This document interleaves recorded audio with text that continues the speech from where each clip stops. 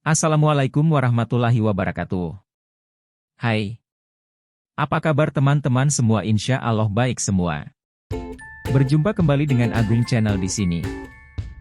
Di video kali ini kita akan membahas permasalahan seputar Lebaran meliputi cerita, pernak-pernik, hal yang mengiringi, makanan unik, mudik dan lain-lain yang mungkin belum pernah teman-teman mendengarkan. Teman-teman, marilah kita mulai dengan sebuah cerita ringan. SMS dan Lebaran. Inilah fenomena sekarang. Biasanya setelah Lebaran, ketupat telah dibelah. Bahana takbir juga sudah mereda. Akan tetapi ada yang tetap tertinggal, yaitu SMS Lebaran. SMS Lebaran. Biasanya beberapa hari sebelum Lebaran, pengguna telepon selular sudah mulai mengirim dan menerima ucapan Selamat Idul Fitri. Beragam ucapan dikirimkan, tetapi intinya sama, isinya perkataan yang diketik, maaf lahir dan batin. Akan tetapi, isi yang disampaikan dengan untaian kata dan kalimat yang sangat mengesankan. Bukan saja pilihan katanya, melainkan juga susunannya, dan simbol-simbol atau gambar-gambar yang menunjukkan betapa hikmatnya hari Lebaran. Ada gambar masjid, kaligrafi, ketupat, atau jabatan tangan. Semua itu, tentu, diharapkan dapat menambah eratnya silaturahmi di antara pengirim dan penerima. Sebuah SMS dapat dijadikan sebagai pengganti diri yang karena sesuatu hal tidak sempat datang untuk berjabatan tangan secara langsung. Jarak, tempat, dan waktu tidak lagi menjadi penghalang untuk tetap bersilaturahmi. Fenomena ini, sebenarnya, sudah mulai ada sejak Lebaran tahun-tahun yang lalu, tetapi pada Lebaran tahun ini, bentuk ucapan yang disampaikan semakin menarik. Selanjutnya, atribut khas Lebaran. Hampir sebagian besar masyarakat, tentunya tidak asing lagi dengan baju koko, yang diidentikan sebagai baju muslim pria, baik saat beribadah salat ataupun menjelang hari raya Lebaran. Tak hanya dipakai pada saat waktu ibadah salat dan hari raya Lebaran, baju koko dipakai pada saat gelar pesta pernikahan ataupun acara keagamaan lain khususnya agama Islam. Namun, tahukah kamu asal mula baju koko dan mengapa disebut baju koko? Berdasarkan informasi dari berbagai sumber, baju koko konon katanya bermula dari pakaian atau baju sehari-hari pria keturunan Tionghoa yang dinamakan tuihim. Baju tuihim dipadu-padankan pula dengan celana panjang hingga batas mata kaki. Seiring berjalannya waktu, sekitar abad 20, baju tuihim digunakan juga oleh warga pribumi karena seiring membaurnya masyarakat Tionghoa dengan masyarakat Indonesia saat itu.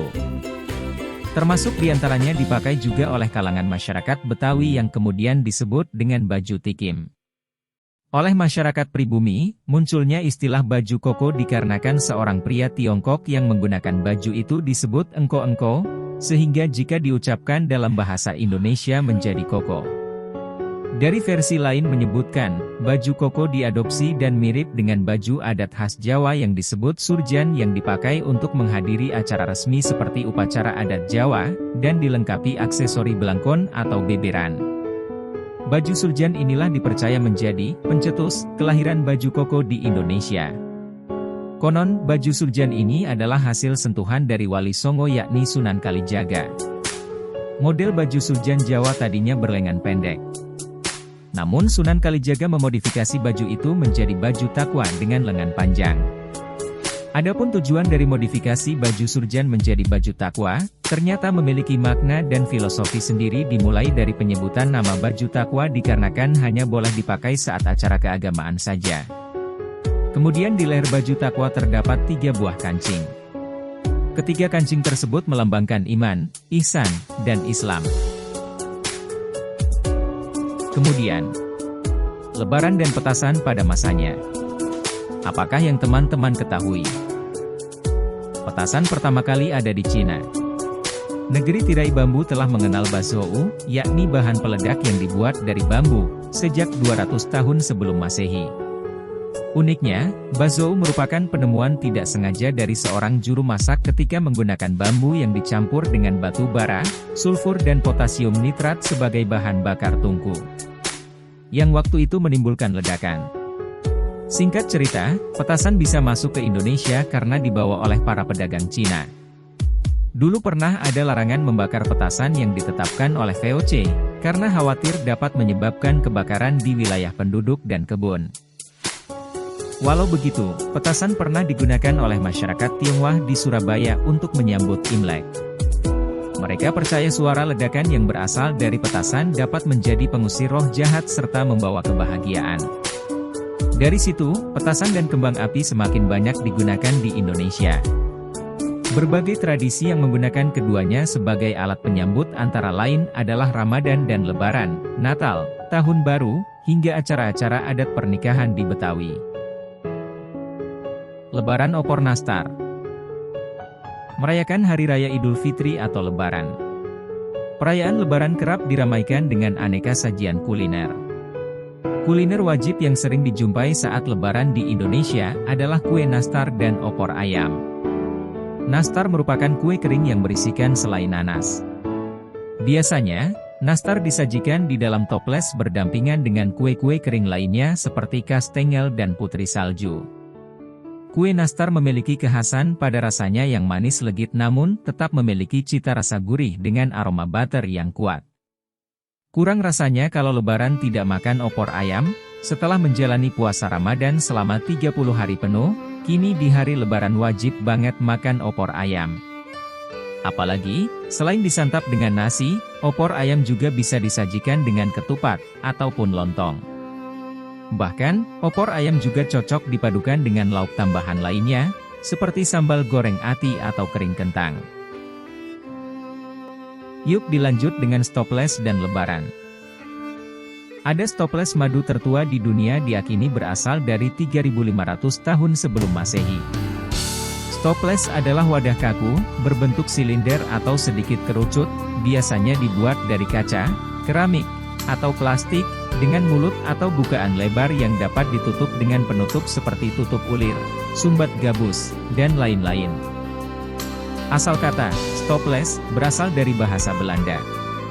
Penciptaannya disterilkan dengan memasukkannya ke dalam panci tekanan dengan air atau oven selama beberapa menit. Stoples kaca dianggap dapat dimasukkan ke dalam oven mikrogelombang. Kegunaan stoples dapat digunakan untuk menyimpan berbagai macam benda seperti makanan, kosmetik, obat-obatan, bahan kimia, selai, dan sebagainya. Ini pembahasan yang lebih seru. Polemik mobil dinas buat Lebaran. Aparatur sipil negara, ASN, dilarang menggunakan kendaraan dinas untuk mudik Lebaran. Hal itu sudah ada aturannya, bahwa kendaraan dinas hanya boleh digunakan untuk kedinasan. Peraturan itu menentukan penggunaan kendaraan dinas operasional dalam 3 ketentuan. Pertama, kendaraan dinas operasional hanya digunakan untuk kepentingan dinas yang menunjang tugas pokok dan fungsi. Kedua, kendaraan dinas operasional dibatasi penggunaannya pada hari kerja kantor. Ketiga, kendaraan dinas operasional hanya digunakan di dalam kota, dan pengecualian penggunaan keluar kota atas izin tertulis pimpinan instansi pemerintah atau pejabat yang ditugaskan sesuai kompetensinya. Nah, itulah aturannya. Episode berikutnya adalah mudik. Tradisi mudik merupakan salah satu kekhasan menjelang Lebaran di Indonesia. Masyarakat Indonesia berbondong-bondong pergi ke kampung halamannya untuk berkumpul bersama sanak saudara. Kata mudik ditemukan dalam naskah kuno berbahasa Melayu. Dari penelusuran di Malay Concordance Project, kata mudik sudah dipakai pada naskah Hikayat Raja Pasai yang bertarikh sekitar 1390. Kata mudik dalam naskah ini mengandung arti pergi ke hulu sungai. Kata ini tampaknya berkaitan dengan kata udik, hulu sungai, yang dilawankan dengan hilir, hilir sungai. Kebiasaan mudik sudah ada sejak zaman Majapahit dan Mataram Islam, di wilayah kekuasaan Majapahit hingga ke Sri Lanka dan Semenanjung Malaya. Awalnya, mudik tidak diketahui kapan. Tapi ada yang menyebutkan sejak zaman Majapahit dan Mataram Islam. Akibat wilayah kekuasaan yang luas, kerajaan Majapahit menempatkan pejabat-pejabatnya di daerah-daerah kekuasaan. Suatu ketika, pejabat itu akan ingin pulang ke pusat kerajaan untuk menghadap raja dan mengunjungi kampung halamannya. Tahukah kamu apa arti dari ngabuburit?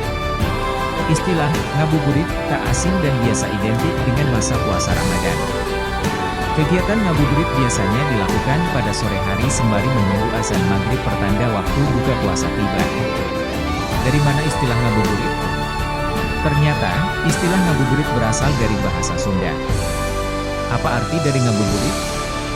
Menurut Kamus Bahasa Sunda yang diterbitkan Lembaga Bahasa dan Sastra Sunda, LBSS, kata ngabuburit berasal dari kalimat ngalantung ngadagoan burit atau bersantai sambil menunggu waktu sore. Kata ngabuburit terdiri atas dua komponen. Pertama adalah nga, yang merupakan sebuah imbuhan karena adanya pengulangan awal kata. Dan burit, artinya waktu menjelang azan maghrib, waktu sore, atau waktu senja.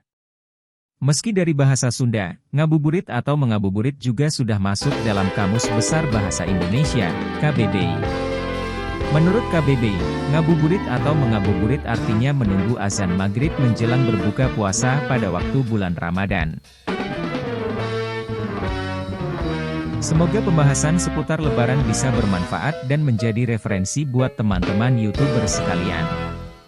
Jangan lupa silakan klik subscribe channel ini, berikan komentar konstruktif dan nyalakan loncengnya untuk mendapatkan notifikasi terbaru dari Agung Channel. Sekian wabillahi taufiq wal hidayah waridho wal inayah wassalamu.